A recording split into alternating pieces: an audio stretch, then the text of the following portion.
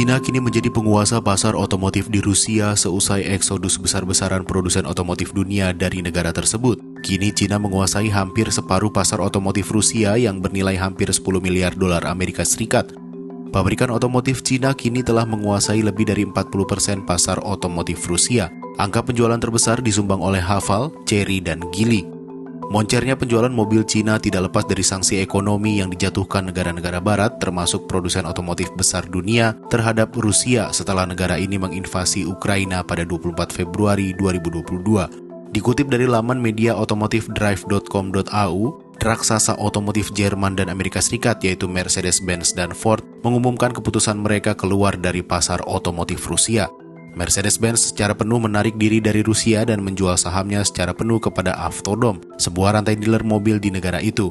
Avtodom akan beroperasi di bekas fasilitas produksi Mercedes-Benz di Esipovo, tidak jauh dari Moskwa. Sementara Ford menyatakan tetap membuka opsi bisa membeli kembali saham tersebut dalam periode 5 tahun ke depan. Sebelumnya, perusahaan asal Amerika Serikat itu telah menjual 49% sahamnya di Ford Solers, perusahaan patungan dengan investor Rusia.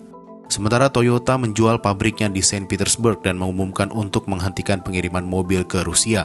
Produsen otomotif Ceko, Skoda Auto, yang merupakan bagian dari grup otomotif Jerman Volkswagen, juga sedang dalam tahap akhir kesepakatan untuk menjual aset Rusia.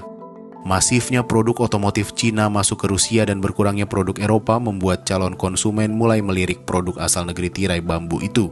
Pabrikan otomotif Cina tidak sekadar menjadikan Rusia sebagai tujuan ekspor mereka, tetapi menjadi basis produksi karena potensi yang dinilai cukup besar. Haval Cina misalnya kini telah memproduksi kendaraan mereka di Rusia. Namun harga produk otomotif Cina yang mengisi ceruk pasar yang ditinggalkan produsen otomotif negara-negara barat nyatanya tidak terlalu murah bagi Rusia. Mobil produk Rusia dijual dengan harga lebih rendah sampai maksimal sekitar 1,5 juta rubel atau sekitar 363 juta rupiah. Sedangkan mobil Cina dijual dengan harga di atas 2,5 juta rubel atau sekitar 491 juta rupiah.